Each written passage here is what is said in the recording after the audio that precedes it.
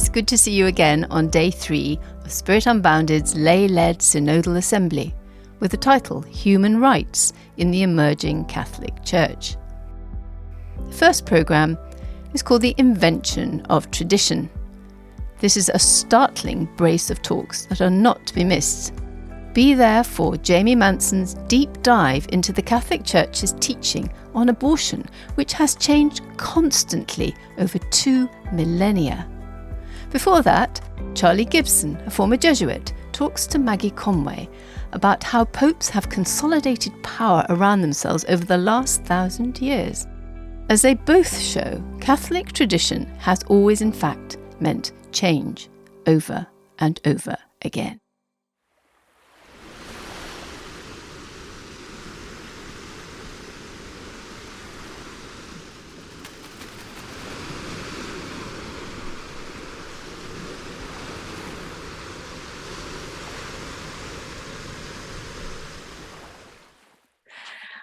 Hello, Charlie. I'm so delighted that you've been able to join us for this session today. And I just wanted to thank you so much for giving me that article that you wrote. And it's because of that we're here today. And I felt your article, which was entitled Response to Those that are Resisting Synodality, I felt there was so much important information with that it would be great if we could share it with a wider audience. So maybe just before kicking off, it would be interesting to know a little bit about who you are. And I'll just put it in the context. I think it was John Henry Newman who had said that, to live is to change, and to live well or to be perfect is to change often. And I think you can certainly talk to that. Over to you, Charlie. Well, it's an honor and pleasure to be here, and thank you for having me. Briefly, my background, I was in the Jesuits for 11 years, from 1958 to 1969. And although I left the Jesuits, what I was doing, working with developing countries, especially Ecuador, in economic development, I was not discerned, I was not cut out for celibate life. Nevertheless, I kept up my theology, especially focusing on church history and also a number of other social justice. And after the Jesuits, I was in the General Motors for 20 years, working in the areas of a number of areas, but especially strategic planning, where we did work for the chairman, actually. And I was an executive for 11 of those 20 years in the areas of strategic planning, corporate reform, and I did a lot of work with the Toyota production system. And I've been in reform movements ever since I left the Jesuits. I've been married to Bonnie, who was in the Carmelites for 2 years, for 53 years. And we have 2 adult children, Lynn and David, and 2 granddaughters. So I'm anxious to share Lovely. Some of this with the group. What a sort of a rich and diverse set of experiences to be able to draw on, and we're honoured, to have you here today. You and I met through CCRI, and I know that Rini would have loved to have been here today, but I know that she is very interested in our little chat and our conversation this morning. So, having spent 11 years, Charlie, with the Jesuits, you developed a strong background in church history and theology, as you said. And of all the areas that are being resisted by strong conservatives, one of the most significant is change around church doctrine. But it's the one area that we've got deepest concerns about. Can change in this area really happen? Because many traditionalists are taking the stand, church doctrine just cannot change. Is that right? No, that is a big falsehood, because church doctrine has changed a number of times and significantly over the ages, and we'll outline that. And it's changed. The latest change was in August of 2018, when Pope Francis declared that it was not moral under any circumstances to have capital punishment. And the very conservative Pope Benedict XVI in 2007 had a commission on limbo. Limbo being what people held would, because babies had not been baptized, they couldn't go to heaven, but there was a place of natural bliss called limbo. And they said, no, God somehow works out a way around that. So here you have someone like Benedict changing doctrine. So that's very clear. Doctrine can and has changed. Yes.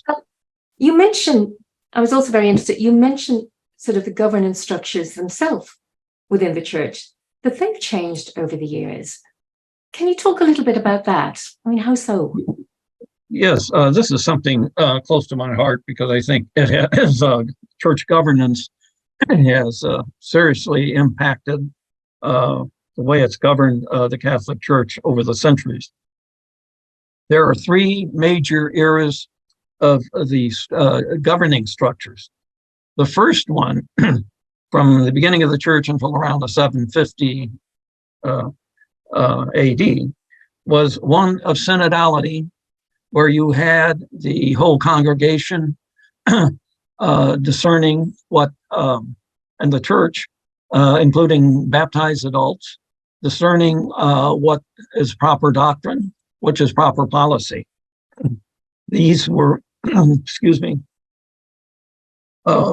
there are three examples of this in the Acts of the Apostle, Luke's second book. So you had, it was required that everybody, all those present, feel comfortable or support a major policy or doctrinal statement. And this is what we're trying to get back to today, where the all baptized people can share both not only in consulting about doctrine and so forth, but also in determining what it should be. And we'll get into some of this.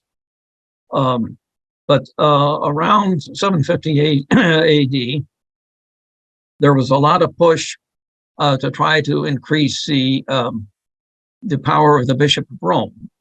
And there were two great forgeries to that extent, which were used. These were called the Isidorian decretals and the gift of the donation of Constantine. And these were used in the early 1000s to support more the power of the Pope. And and this was also involved in the disempowerment of the laity, which we'll talk about in a few minutes. But then that approach is synodality. After a couple of centuries, from about 800 to 1000, there was tremendous corruption in the Catholic Church, especially in Rome. And so there was this very powerful a person named, well, his name was Hildebrand, but it was Gregory VII, who reigned from 1073 to 1085. And he basically took over the governance of the Western Christian churches, because there had already been a split between the Eastern churches a few years earlier. And so he established a monarchy, and he was in charge. He cleaned up the church, but also he really enforced celibacy and made it a universal rule, because celibacy was imposed not so much so that people who were celibate could focus more on the kingdom. It was imposed because the male, under the inheritance laws of that time, the male heirs of the priest could could receive or gain control of church property. So that was what that was all about. Gregory, around 1073 to 1085, really took over control of the Western Christian, which became the Latin Rite churches. About 100 years after, during this period, there was a increasing acceleration of the disempowerment of the laity, and by the early 1300s to late 1200s, it's when the ritually ordained really gained all the power in the church, because before 1208, we had the situation where it was not really required by church law to be ritually ordained in order to celebrate the liturgy.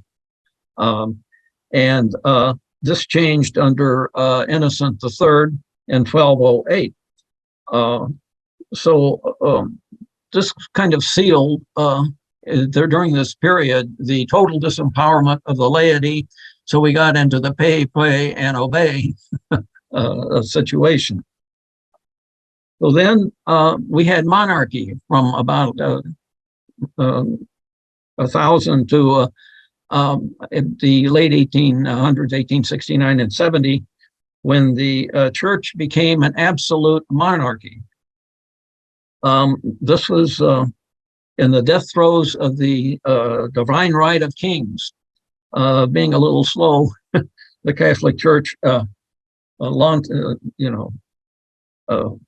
onto this when most of the absolute monarchs were being overthrown or contested.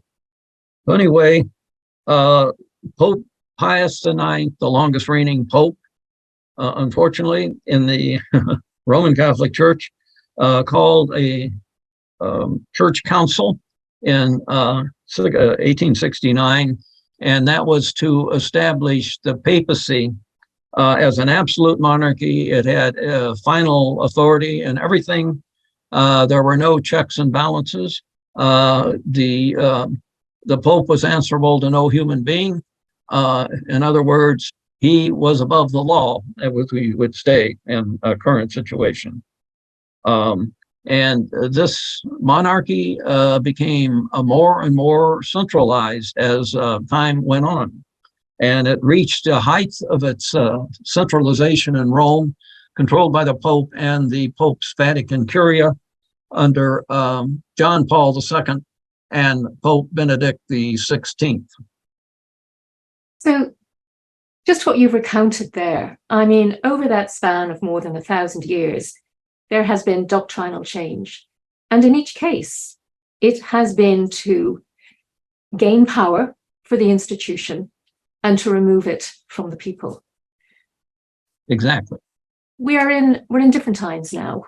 We're in an age of information now, and the laity are no longer happy to be the pew plodders, as they've sometimes been known, or to sign up to the pay, pray, and obey mantra. So given the stage that we're at now, so we're just coming out of, we hope, absolute monarchy, what could possibly bring about such a radical change to enable us to move beyond, the place that we're in now? That's a very good question. I think the degree of centralization and the meddling and micromanaging by the Roman Curia have progressed to the point that even quite conservative cardinals chafed at the idea, at the degree of centralization. They felt they were no more than branch managers, of a very strong top-down organization. So the result of that, when Benedict resigned in March in 2013, which was one of the, I think, greatest things he ever did, the cardinals selected Jorge Mario Bergoglio, who was the Cardinal Archbishop of Buenos Aires in Argentina, to be the Pope. because he thought he had not been connected with Curia at all. He'd even had some run-ins with it, that he would be and he was a leader of the Latin American bishops and cardinals, especially from, in I think it was 27, that they had the famous meeting in Aparecida in Brazil to be able to clean up the Curia, because and start reversing the centralization. And I think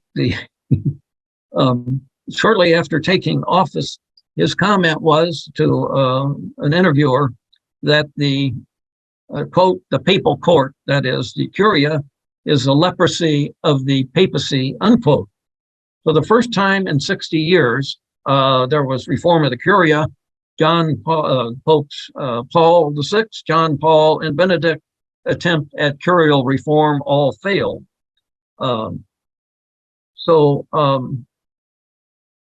Right now you have the same remnant. Actually, there was reform of the Curia, but you still have some holdouts, some very powerful holdouts, and they were complaining that this whole notion of synodality, to kind of broaden the whole church, was forbidden because it involved a change of doctrine, and they even maintained that this absolute monarchical system was ordained by God. So here we are, wanted to show that there has been significant change in the church. And one of the big changes was in church governance, and that we are actually trying to go back to what it was, or similar in the first more vibrant times of the church. And I guess, of course, you know, the main thrust behind Vatican II also was to get much greater engagement by the people, giving them a greater voice. And there were so many wonderful recommendations from that, which of course were never implemented. And so many great members of the clergy and theologians, like, I guess, such as, you know, Leonardo Boff and Hans Kuhn, that were pretty much silenced by some of the traditionalists with power. Very much so. Following that. So just thinking about how to get back. So what is the fundamental principle guiding, you know, this return to take us back to the synodal church? That's a very wonderful question. The principle of good moral government was summed up in a Latin saying that those who are affected by some proposal must deal with that and also approve of the change or how they are going to be effective. This is a very strong, what we call right situation for children of God, because we're all we're created equal, and we're all, baptism is the main basis for our equality. You know, one of the main bases before God for our equality, and this respects the equality of all people, where the absolute monarchy, as it is by its very nature, really, nurtures falsehoods, and it punishes whistleblowers. It punishes people that don't go along with the party line. It is very oppressive, and this can be shown by the behavior before Francis of the doctrinal chiefs, the head of the doctrine of the faith. And there's no checks and balances. There's no accountability. So, I mean, it is an immoral, I would maintain, it's an immoral type of governance, and far from Jesus's point that those who govern it are supposed to be servants, and under an absolute monarchy, those who are ruling are autocrats. Yes. And I suppose the greatest example sort of worldwide of this power and control has been manifest now by the revelations of the scale of the sexual abuse, but beyond that, the cover-up and the silencing, and right throughout the world. And that's something that is intolerable to the people. And it's, of course, it goes beyond that. It's not just the sexual abuse of minors, it's sort of religious, it's financial abuse. As you say, no checks and balances, and its own code to sort of self-regulate, which is not happening very effectively, I guess. So we know that the cover-up has been going on for too long. So what specifically did Francis do to change this? Well, there was in the Catholic Church, and it's still there is what is called the pontifical secret. That is analogous to top secret in civil governments. And under the pontifical secret, if something's declared covered by that, if you violate that, and this also applies to bishops, you are subject to excommunication. Now, for the longest time, really, sometime, I mean, it's a rather complex, story, but Pope Francis, for the first time, set aside the pontifical secret in cases of sexual abuse and other types of abuses, and recommended going to the civil power so the people could get justice. But the pontifical secret was applied to this whole sexual abuse back in, I would say, around the time of the Second Vatican Council by the extremely conservative Ottaviani, who was head of the, at the time, the Church, they called it the Inquisition. So this was what, when certain bishops wanted to contact the authorities and so forth, they were held back by saying, well, this is covered by the pontifical secret. And so releasing the pontifical secret by Francis early in his papacy started improving the situation. That was a very huge activity. But the pontifical secret was applied to practically everything. Everything was top secret. And it's still in operation today in certain areas because the objection, Luca told me that in an email that the reason that Vatican had refused participation of laity in the selection of church bishops is that these bishops are under, when they discuss this, they're under the pontifical secret. So again, this is the lack of accountability and so forth, and a means of control, and I would think a very damaging thing to the church. I guess even beyond that, it shows a total lack of compassion for the people that have been harmed, for the individuals, for their families, the impact on their future lives. So it's a huge, huge shift, and it's a great beginning. It is only that, a beginning, but it's an important one.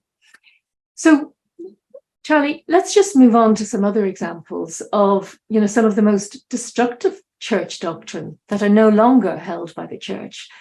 For instance, like, what did the doctrine of discovery learn about the practices previously allowed by the church? Yes, that is a very big one. The sovereign law of nations, or also the doctrine of discovery, which allowed so-called Christian nations to go into a non-Christian and subjugate them and, avail themselves of the resources and in different cases enslave them, or certainly they were subject and they didn't have the same right as the colonists. And this was case in almost all over the Western Hemisphere, and then also Africa. And it was just very recently, in the last few months, that the church, after all these years, forswore the whole doctrine of discovery. The scandal of the boarding places for Native Canadians and so forth, and Americans. And this was imposed in 1432, first giving it to the Portuguese and then being expanded to the Spaniards and other nations, including the United States, in a sense, used it as an excuse for taking half of Mexico in the 1846-1848 Mexican-American War. So, I mean, really a devastating thing. And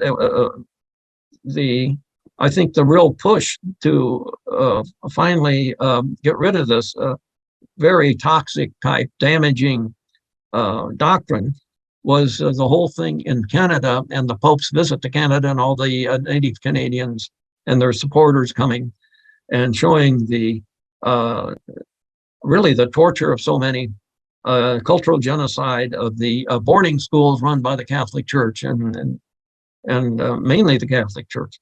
There's been so much that has unfolded because of that. I mean, we are lucky enough to have, as part of our event, we will be having Stephen Newcomb of the Shawnee Indigenous people. He's a scholar on this and has met with the Pope on this matter on occasion. And of course, the forced acculturation was also seen in Australia and New Zealand, you know, with the Aboriginals and the Maori peoples there. So although, of course, I think it was in March this year that it was the repudiation of the doctrine of discovery. So it's a step short of rescinding it. There's work to be done because, of course, the impacts of that are still resonating in secular law and are still impacting on the disenfranchisement of people. However, we will carry on. We understand, or I understand, you know, that the church, it did, we know this, it once supported the owning of slaves. And one particular type of slavery was that the wives of priests were condemned to perpetual slavery. Can you tell us just a little bit about that? Yes. Well, first, slavery was a part of the doctrine of discovery under Nicholas V in 1432. And in Alexander VI, Borgia extended slavery to the Spanish colonies for, quote, non-Christians at war with Christianity. But Paul III in 1548 decreed that clergy and citizens could own slaves. Pius IX reaffirmed the principle of slavery as late as 1866, and the first unequivocal, unambiguous condemnation of slavery was by Pope Leo XIII in 1891 in his encyclical Rerum Novarum. Also connected with this was the shameful treatment of priest wives when they brutally enforced celibacy in 1089. Urban II imposed slavery on the former wives of priests. They could be,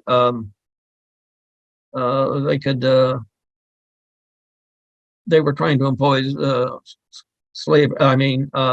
celibacy by draconian methods. I guess those wives were just an awkward inconvenience. And of course, they had no, the status of women at that time was very bad. And it has been, and we'll get to this in a little while, almost for the whole history of the Catholic Church. Okay. But that come to that in a few minutes. Another thing that was very damaging, both to the credibility of the church and also the damaging to people, was the legitimacy of torture by Innocent IV in 1252 to, quote, get to the truth.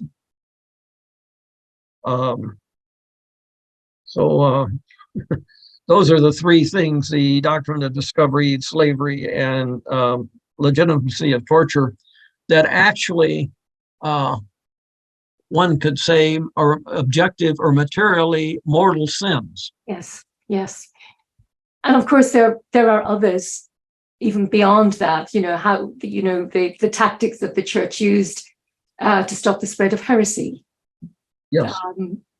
To speak a little bit about the Inquisition, I think now it's it was since known as the Congregation of the Doctrine of the Faith, but over to you. You know more about this. Yes. Well, here is where there has been a huge change just in the last few months. The Inquisition for the eradication and punishment of heresy was established in 1215 by the Fourth Lateran Council, which also asked secular authorities to sometimes provide the torture and also to execute the heretic. Now, there was another addition to the Inquisition. We called it the Holy Roman Inquisition, that was imposed around the 1500s to try to fight the Protestant Reformation. And so the chief Roman curia became first the called the Inquisition, and Paul VI in the 1960s changed its name to the Congregation of the Doctrine of the Faith, and just recently that was changed to the dicastery, which is a word no one else a few people understand and find rather pretentious. The dicastery of the Doctrine of the Faith. A bit like anyway, department dicastery. Yeah. This has been a very oppressive and operation for many years. When Francis appointed the new head of that organization, he said the CDF and its precursor had acted immorally in many cases. In other words, I know personally some people who've had run-ins with it. You're considered guilty until proven innocent, and there's supposed to be a process to follow, which they didn't follow. You really couldn't defend yourself. So anyway, this current approach, person appointed by Francis just recently in the last month or so, is his main theologian from Argentina, and he himself had run-ins with the CDF that held up his appointment to be head of the Catholic University of Argentina for 2 years.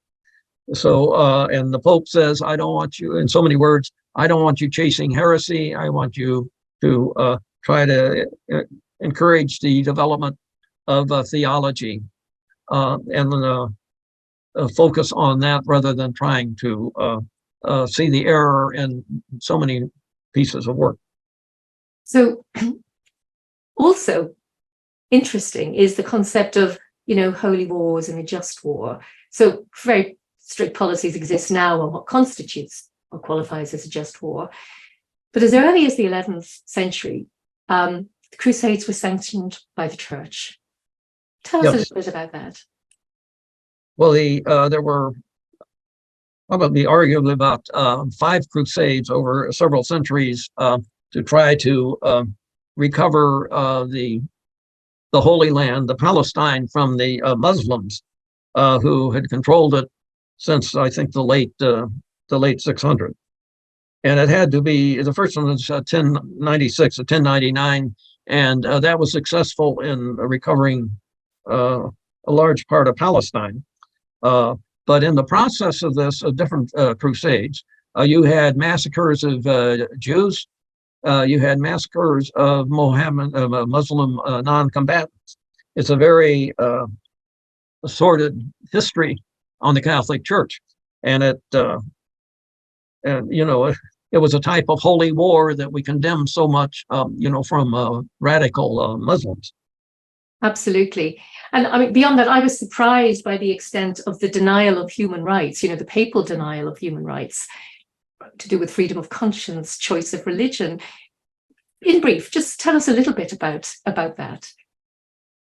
The papal denial of human rights. And one of the worst was Gregory the 16th in 1832, freedom of conscience. He said that we must secure the guarantee to each one liberty of conscience. This is the most contagious of errors. Freedom of the press, he said. To this freedom of conscience is attached the liberty of the press, the most dangerous liberty and execrable liberty, which can never inspire sufficient horror. Religious liberty. It is an error to believe that every man is free to embrace and profess that religion he shall consider true.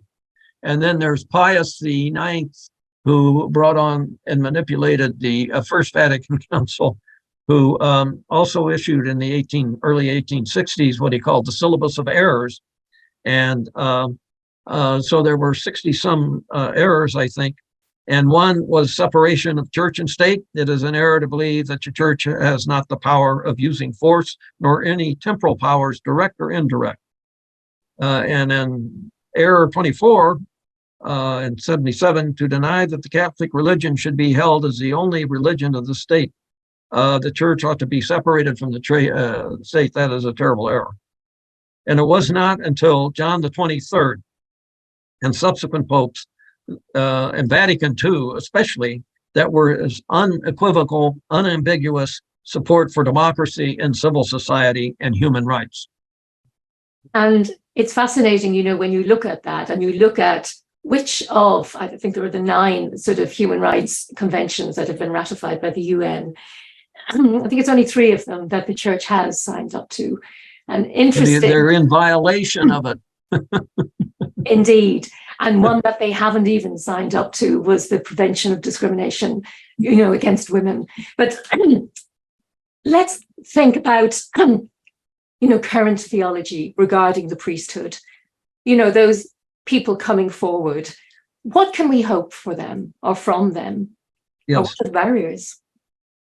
Well, I guess what we shift from errors in the past to what are some current church doctrinal errors, major ones. And what we're trying to do is to change. We're going to be discussing policies that need changing, church teaching and policies that must change in order to have a church more in harmony with Jesus's teaching and examples, and therefore more morally credible.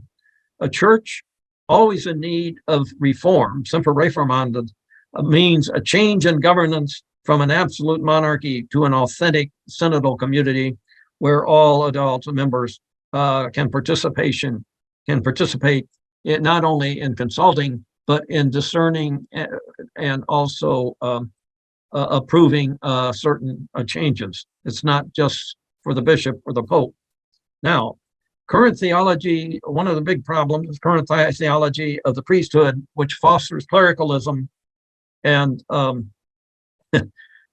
mechanism of this theology maintains that ordination bestows a certain ontological mark. That is, in effect, ordination establishes a human subspecies. Get this, where the ordained is a man set apart and can act in the person of Christ. And the reasoning follows, since Christ was a man, only a male can be ordained. This theology has no credible basis in scripture, nor in the practice of the early church. As I mentioned before, I think I did, that ordination didn't become the norm in the Christian churches until around 100 AD. That's right. Jesus didn't ordain anybody. That's right. Jesus didn't ordain anybody. So this, in a sense, this whole notion of making a human subspecies sets these people, they think so many of these commissions that went in and investigated abuse of minors, almost universally they came up, the priests, the abusers, felt that they, and the bishops too, felt that they were above the law, that the law did not apply to them. And And of course, that position, I think, has an awful lot to do with the prevalence of the spiritual abuse that goes with it, as though they have authority, and then because of this position, what they say, and that it's in some way holy. And this is what they have done in perpetrating that abuse. So there's whatever the physical abuse is, and then in addition to that, the spiritual abuse that goes with it. Yes, there are many types of abuses, and I'm glad you laid those out. Another thing, in the early church, the members selected their leaders, or you said that. A selection of church leadership, another large church change in church teaching and practice that needs to occur, is for everyone to have can participate in the selection of pastors and bishops. And in the early church, this was the case, that one could not become a pastor or a bishop without the approval of the laity.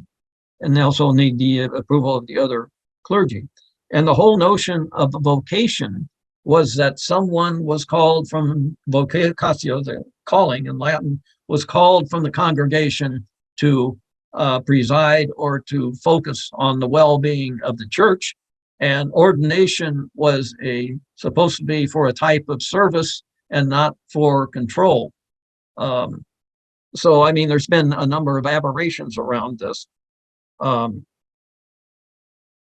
So, just moving on, Charlie. There's just so much information here that most people will not have. It's wonderful having it all laid out by you. Just moving through, though, in your article, you saved one of the most significant need for changes to near the end of your article, which was what you said about the status of women in the church. Can you talk to us a little bit more about that? The Roman Catholic Church, or it's not just the Roman Catholic Church, but has been basically an organization that is sexist, that is misogynist, and that is patriarchal, all of which we would refer to as social sins. Social sins are behaviors that are deeply embedded in a culture and so forth. One of the more favorite, one would be like racism is a social sin. Now, that discriminates against women, and generally always denies it discriminates. Although women constitute over half of the Catholic Church and most of the workers in the Catholic Church. When they had the listening sessions for the Synod, almost universally throughout the world was the statement that women should have greater equality, and many were advocating full equality in the Roman Catholic Church, and that this discrimination is a great scandal, which I think it is. Now, the minimization of women was and is still buttressed by the non-credible theology, which has no basis in Scripture. The lack of scriptural basis was the finding of a theological commission appointed by Paul VI on whether in Scripture there was what Scripture said about ordination of women. And the theology convention came back with a report saying there's nothing in Scripture that forbids the ordination of women as priests or that recommends it. Of course, that was supposed to be secret, but the report was leaked. Now, with John Paul, who was very sexist when you get right down to it, it totally ignored the finding of this theological commission. It said the church couldn't ordain women priests. On the other hand, in the early history of the church, there were women priests. And, one in the very beginning, you had the house churches, and generally the head of the house, was a Eucharistic provider, and in some cases, they were women. And Paul, the apostle, mentions a number of women leaders in the early church and calls one, Junia, an apostle. So there was somewhat of an equality of women. So also there's archaeological evidence from tombs and epitaphs on tombs, and from mosaic, you see women presiding in the liturgy, and women even functioning as bishops. And then a pope himself acknowledged the existence of women priests. Back in 496, Pope Gelasius, who lamented that women were celebrating the sacred mysteries in spite of. So, I mean, that's an admission. This was in southern Italy that this was occurring. And he was aware of it. Yeah. So clearly none of this position was in any way scriptural. It certainly wasn't in Jesus's time. And we do know, certainly, from the work of, Taylor and Bond, and they will be speaking to our event later on, that because of the gendered society that existed at that time, you would have had to have women minister to women, because unrelated men would not be able to approach women. So in terms of the ministry, it couldn't just have been down to 12. And we do know that in one of Luke's Gospels, he refers to the 72 going out in pairs. Anyway, I think it's fascinating when you begin to sort of dig down and look into it. But there's another area, coming up last now, but not least, which is about, sexual and reproductive morality. Where do we currently stand on where we might go with this, with the Synod? Well, one thing, the Catholic sexual and reproductive morality has a special impact on women because they're the only ones that can become pregnant. The Catholic moral teaching on sexuality and reproduction is not from what anything Jesus said, but arises from what we call natural law. Natural law is basically based on experience. Some activities enhance humankind, creation, and they're considered, moral. And then there are other behaviors that are destructive of human well-being and the environment, and they're considered immoral. But there is a growing gap in the areas of sexuality and reproduction between official church teaching and the sense of the faithful. For instance, there is widespread rejection of the church teaching on contraception worldwide, even in conservative societies like the Philippines, except in Africa. Supposedly, they still buy the church's position. And the whole notion of just binary sex, that they're only male and female, ignoring the complications of human sexuality, brought out by science, and science can be part of the natural law. You're looking for truth, you're looking for reality, and so it is. I would maintain that right now it's the leadership of the church, which is male celibate, and consists of way less than 1% of the church population that unilaterally applies the rules and on regarding sexuality and reproduction. And this unilateral approach is arguably an abuse of power. And they are not competent to unilaterally discern or decide what is moral and what is immoral.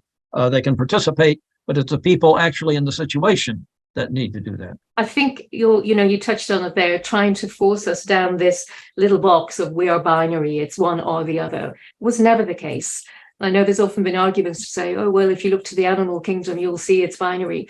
Indeed, it's not. So, and I think that's what's wonderful, that it's about the strength of loving relationships. That's really the important issue. And it's the fruits that show, I guess, the workings of the Spirit and the presence of the Spirit. And exactly. That's almost an objective. You can say, well, what are the fruits? Can I, does my conscience allow me to support this or not? We're just coming up to the very end, Charlie. So in conclusion, what would your conclusion be about the future of the church and the likelihood that the outcome of this synod will include change in church doctrine? Well, I think one thing is to educate that there have been changes in church doctrine and what they've been. I mean, unfortunately, most Catholics have not had an opportunity to really look at the history of the church which has many wonderful and rich traditions and behaviors, and then has some horrible ones. And Jesus said, the truth will make you free.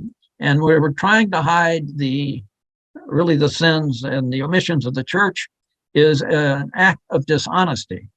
And one has to, I think, really introduce the synodality and to get the participation of all people to make this church credible. Truth is crucial to credibility. And bishops admit how low the trust is.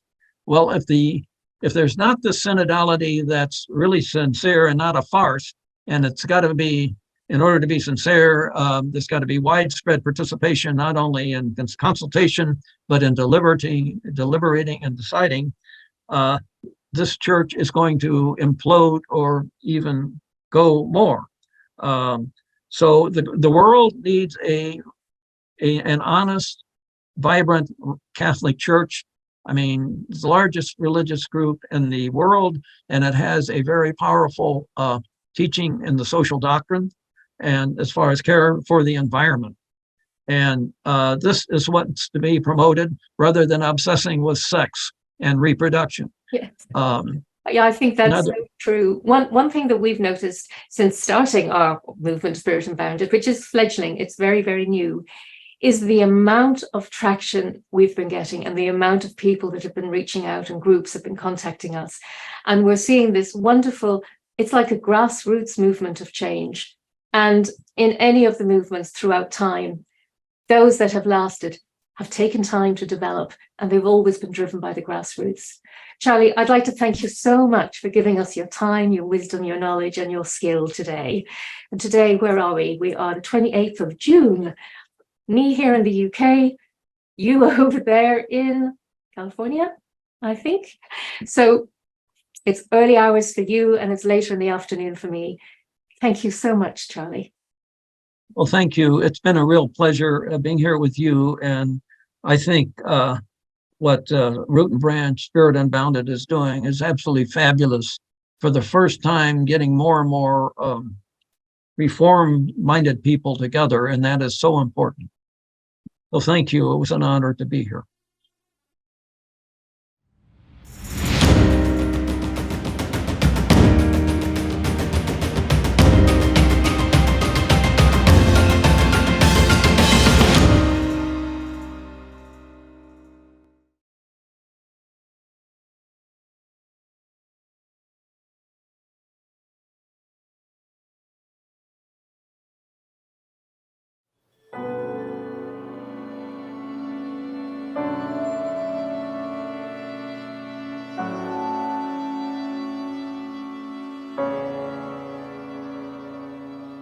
Goodness of the Lord is the kindness of the Lord.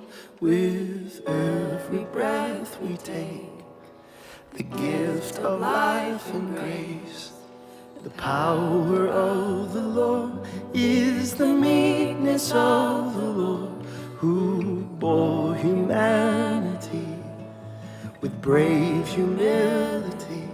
Let your mercy flow through us.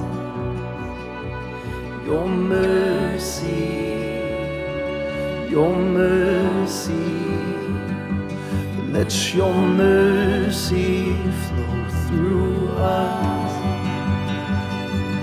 Your mercy, your mercy. Of the Lord is the suffering of the Lord, is Christ upon a tree, stripped of dignity. The glory of the Lord is the mercy of the Lord, gives life for us to see a new humanity. Let your mercy flow through us. Your mercy, your mercy. Let your mercy flow through us. Your mercy,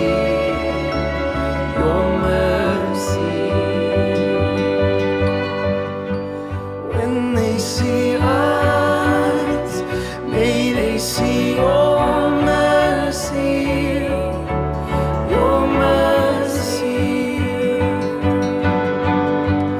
When they know us, may they know your mercy, your mercy. When they see us, may they see your mercy, your mercy. When they know us, may they know your mercy, your mercy. Let your mercy flow through us, your mercy, your mercy. Let your mercy flow through us, your mercy, your mercy. Bless the hands and feet of those who serve in need of the broken and ashamed. Bless a weary soul, the Lord will make us whole. God, speak peace to those afraid. May the words we speak build a bridge for peace. Your loving kindness shows the way. Open up our doors, giving refuge for all the weary and afraid. Let your mercy flow through us, your mercy, your mercy. Let your mercy flow through us, your mercy, your mercy. Let your mercy flow through us, your mercy, your mercy.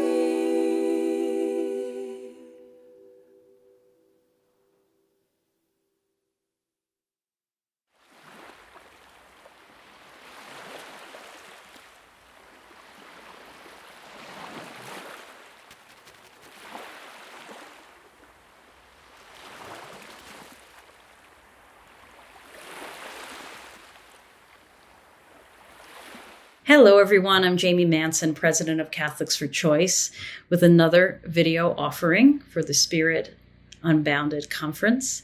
This one, a deep dive into the history of the Catholic Church's teaching on abortion. Probably an even deeper dive than you wanted.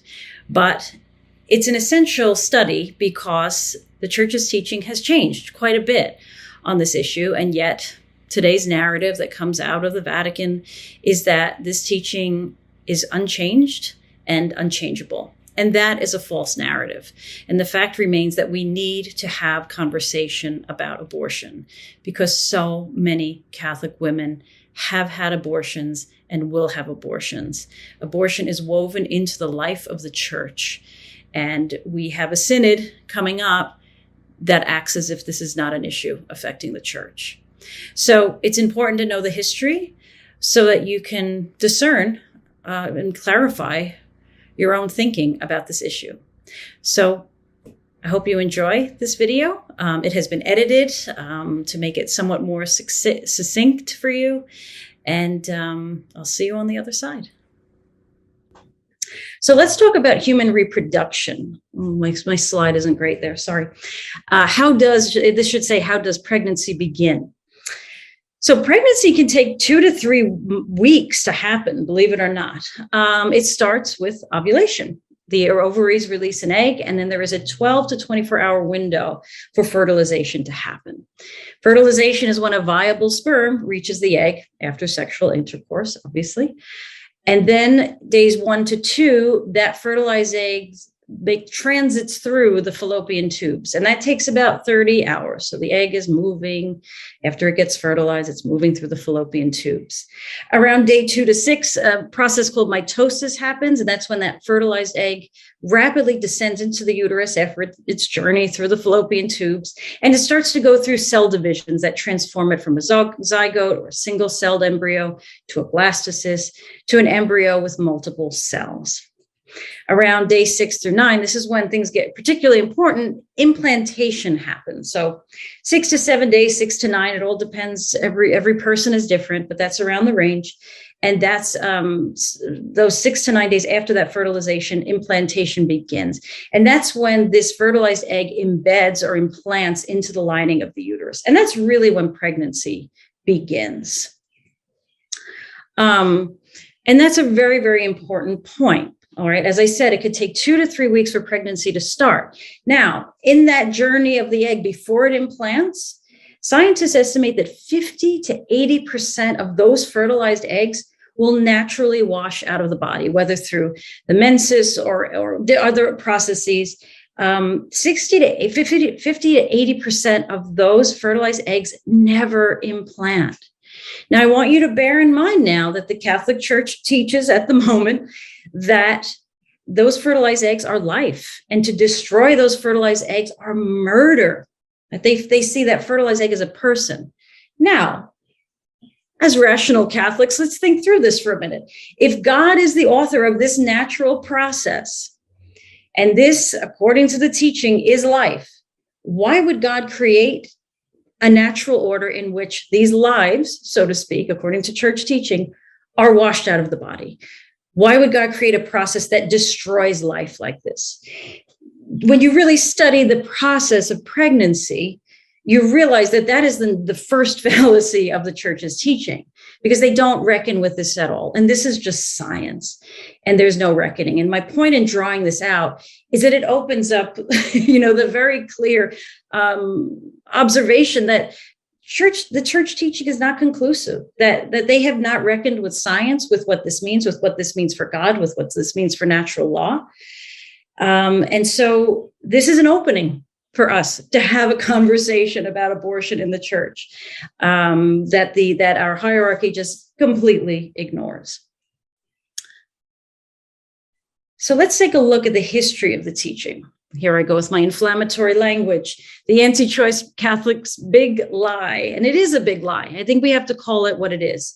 Anti-choice Catholics have this constant refrain. I hear it on Twitter 1,800 times a day, that the church's teaching that life begins at conception is unchanged and unchangeable. But an examination of history, the history of Catholic teaching on abortion reveals inconsistencies and unresolved questions. The number one unresolved question that I just pointed out, which is that 50 to 80% of conceived eggs, so to speak, are washed out of the body naturally. The church doesn't reckon with this at all. So let's take a look at what's clear. The first point is there is no mention of abortion in the New Testament. Believe it or not, I know it is shocking. The only almost kind of mention of abortion is in the Hebrew Bible. It's in Exodus. And it's a passage about if a woman gets knocked over and she miscarries, whose fault is it? And from the way in which it is treated in this passage in Exodus, it's very clear that according to this tradition, the fetus is not a person. And this story is really important in the theology for Jews around abortion. And Jews do not have bans on abortion. And so I'm getting ahead of myself, but abortion bans are actually therefore an infringement on the religious freedom of Jews as a result. My point right here now, though, is that there is no mention of this in the Bible. There are, however, 30 mentions of conscience in the New Testament. So here's my warning label before we dive deep into church teaching. Nothing you're about to hear about church teaching around abortion was developed, influenced or articulated by someone with a uterus. I think this is very, very important to point out before we start. And you could even point out that most of these teachings were developed by allegedly celibate men who have no real inroads to the lives of women. They don't have wives, they don't have daughters. And so it's really important to bear that in mind, I think, as we go through these teachings.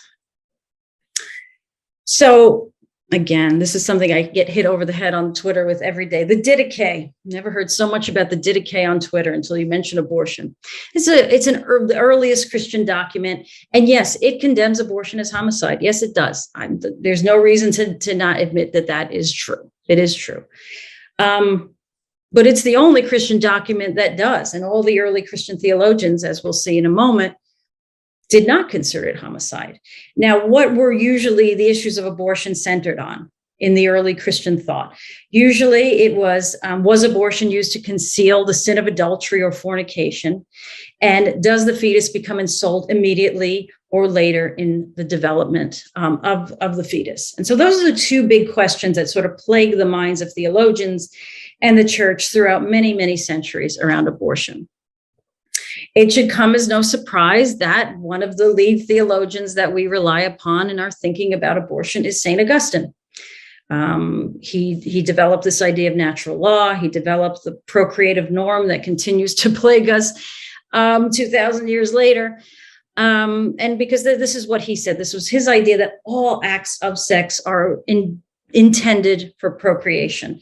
And he got as he got older and older, he got more and more increasingly sex negative, to the point that he said that procreation was the only redemption for the act of sex, because sex was so profoundly sinful for him, for a lot of reasons, including the loss of rationality that he thought occurred in sex.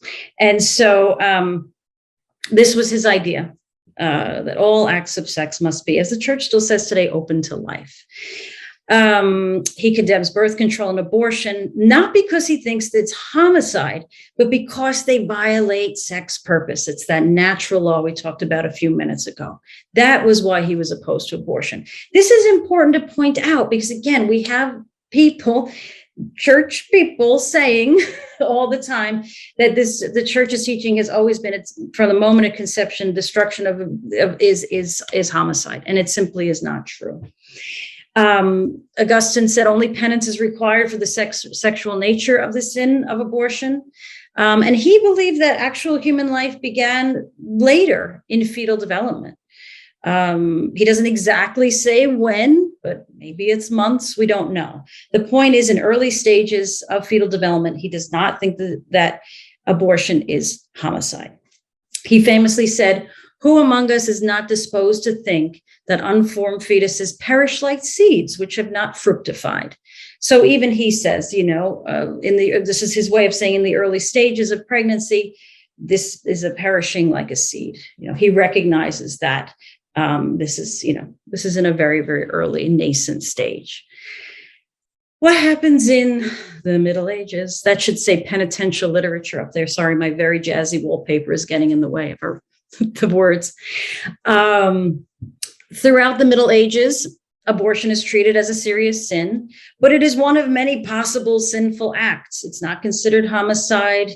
In some cases, illicit sex acts, I'll let you use your imagination what those are, were more severely punished than abortion was. Bribery and theft were more severely punished than abortion was. And it was very rare that excommunication was invoked for a woman that had an abortion. The first collection of canon law is compiled in 1140 by Gratian. And in this first compilation of canon law, by the way, the next compilation was 1917, gives you a sense of things. This first compilation of natural law has inconsistencies. One section says abortion is homicide when the fetus is formed, again, later in stages. Another says both abortion and homicide are condemned with a homicide level penance if abortion is used to fulfill lustful desires. So again, inconsistencies throughout, but still that sense of wrapping up sexual sin with abortion. There's an idea that develops later on with Augustine, and then St. Thomas Aquinas develops this idea centuries later, which is delayed hominization, it's called.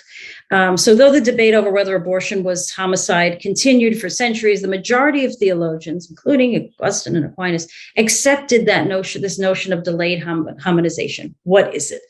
A theory that posited when a fetus becomes ensouled. So it gets hominized. At some point, it becomes human. Or becomes when it gets a soul. So the notion of delayed hominization is that that it doesn't happen immediately. It doesn't happen with conception. That it is a delayed process that happens later in fetal development. These ideas are again based on Aristotelian science. Aristotle was a great examiner of and observer of human life. He often would, dissect cadavers. He would look at if someone, if a woman miscarried, he would do a dissection. He was fascinated with all things having to do with human body and human development, physical, biological development. So he was studying this, and he thought that a fetus became ensouled at 40 days for male and 80 to 90 days for female. Now you're going to be shocked by this, but it's all about the penis, believe it or not, even here, as it always is. Aristotle noticed that there was genital development in male fetuses by 40 days. You could start to see male genitalia emerge. And that is why he's like, oh, that's when the male becomes ensouled, whereas the female genitalia would start to form later, 80 or 90 days in. So that was when the female got ensouled. So that is why we have this 40 days for male, 90 days for female. Now you ask yourself, how on earth would they have known when a woman is pregnant, what was developing and what wasn't? Who knows? The point is, this is the science, that our theologians, in the Middle Ages were working with, particularly Thomas Aquinas. Here he is. So Aquinas teaches it's not homicide until it's ensouled. So for him, that could be 50 days, 90 days into fetal development. He too, like Augustine, believed abortion and contraception were sins against marriage. He thought that the soul had stages of development, vegetative, animal, and human. I have heard theologians say that because of his sense of the stages of soul development, some posit that Aquinas thought abortion was not homicide up to the 6th month because of those stages of development of the soul. There are multiple interpretations of how Aquinas thought about this, but for sure, 40 to 90 days, he did not think there was a soul. Aquinas famously had this idea that body and soul were united as one, it called hylomorphism, so that there cannot be a soul in a less than human body. A soul can only be present in a body that is capable of receiving it. So that is why he has these ideas of ensoulment being later or delayed hominization. This should say pre-modern hijinks. This is an image of Pope Sixtus V, one of the great papal names of all time. And you could see he's not a very happy guy. And he declares in 1588 that abortion and contraception are homicide. The end. Even contraception is homicide. Why? Well, the theory is he was concerned about the rise of prostitution in Rome. And he thought that penalties on contraception and abortion would diminish incidences of sexual sin. Not so sure that worked out. But he also said that the penance for using contraceptives or abortion is excommunication, that only the Holy See could absolve. This created a lot of bureaucratic issues, as you might imagine. 3 years later, Sixtus is dead. Gregory, his successor, Gregory XIV, changes back to this notion of delayed hominization. He says Sixtus's stand was too harsh. It conflicts with other theological views of ensoulment. And good Lord, this excommunication that only can be absolved by the Holy See is causing such a bureaucratic nightmare for the Vatican that we just cannot do it. The administrative difficulties are too much. So they threw out that idea as well. They said it's not homicide if the fetus is not animated. And so that's, again, animated, ensouled, quickening. You'll hear different words for it, but it's all the same idea, that when that fetus receives a soul. Now, this is the last pronouncement that a pope makes about abortion until 1869. So 1591 to 1869, they don't have much to say, kind of stick with whatever the theologians are saying. So what happens? A cult of the Immaculate Conception arises within the church, as only Catholics can do. And it increases papal support for the notion of immediate harmonization. So the idea was Mary had a soul as soon as she was conceived, right? That's essential to the doctrine of the Immaculate Conception. She was free from sin at the time she conceived. So that's when this idea of immediately, there's a soul in the embryo. This is when this starts to take hold. The invention of the microscope also has an impact in the ether of the questions around abortion. The invention of the microscope notes the presence of ovum in women in 1827. Until then, theologians believed men, I know this will shock you, men were responsible for initiating pregnancy and women were just incubators. And so thinking about that theologically, thinking about this scientific discovery and what its implications are for theology, they said once they realized that Mary played a direct role in Jesus's conception, church leaders feared that Catholics might question whether or not Jesus was truly without sin. And so in 1854, Pope Pius XI officially declares, it should be Pius IX, officially defines the doctrine of Immaculate Conception and that Mary is free from sin. Gotta blame a Jesuit. It's not a presentation for me if I don't blame a Jesuit for something. Jean Guéry introduces the notion that to kill a potential human being is to kill an actual human being. And this idea gets traction. This is happening around the time of the Immaculate Conception theological development. In 1869, this is when we have Pius IX ignoring this notion of delayed harmonization entirely, and he declares abortion is homicide with punishment by excommunication, and that's abortion at any stage in pregnancy. This happened around the time that centralization of the centralization of the power of the papacy was starting to rise. And when the papacy became this powerful, as we all know, theological debates started to get stifled. And so this is really when it happens. And so when Pius makes this declaration in 1869, but it's not codified until 1917 when we get that new collection of canon law. We got another Jesuit making a loophole, being Jesuitical. In 1924, Arthur Firmish, S.J., argued that therapeutic abortion should be allowed, sorry for misspelling therapeutic there, should be allowed for ectopic pregnancies and uterine cancer, since the fetus would die anyway. This is still very much a part of the teaching we have now. This sets the stage for this notion of double effect. What does that mean, double effect? It means medical procedures aimed at saving the life of the woman are permissible even when they directly take the life of a fetus. If there's not an intent to directly abort is involved, no blame for the homicide can be assigned.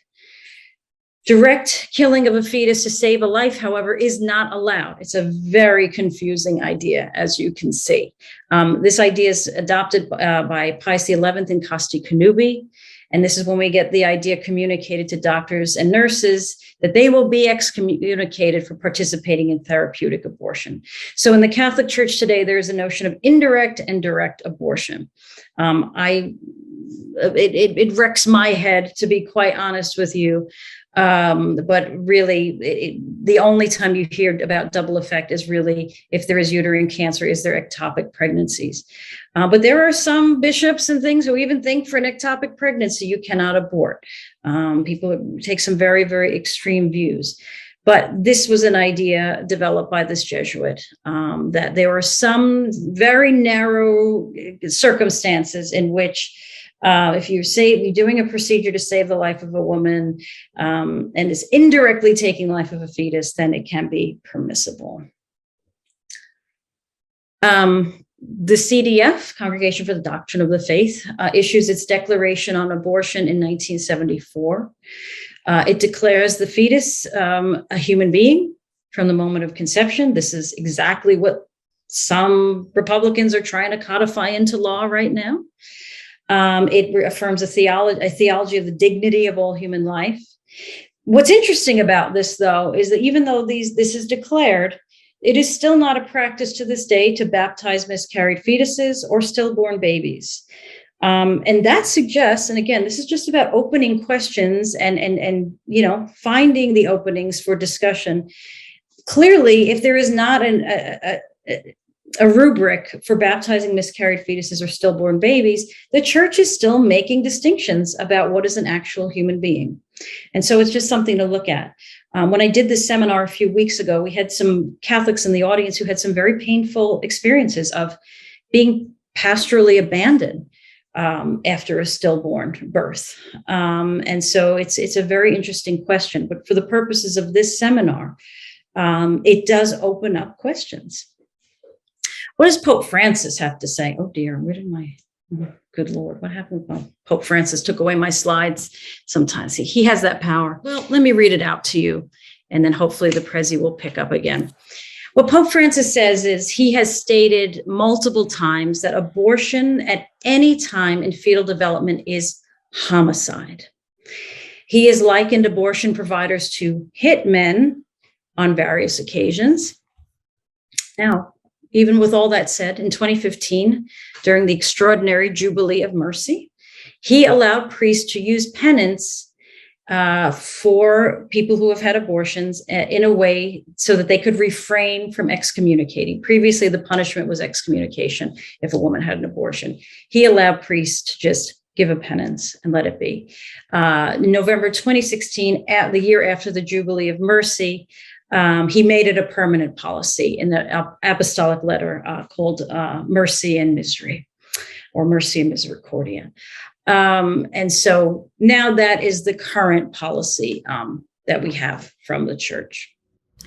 Well, there you have it, 20-ish minutes on the history of the Catholic Church's teaching on abortion. Thank you for taking this journey with me over the centuries. This issue of abortion is essential for us to discuss at the Spirit Unbounded conference, because the theme of the conference is human rights. And women having control over their own bodies, their own destinies, women having freedom is essential to human rights. And the Catholic Church is perhaps the greatest force in keeping this particular human right out of the hands of women. I will be giving a live talk at Spirit Unbounded in October, and I'll be addressing this issue and its modern implications, the ramifications globally of what it means for a church to say that women do not have choices and that women are not entitled to these freedoms. So I look forward to talking to you more then, and thank you so much again for your attention.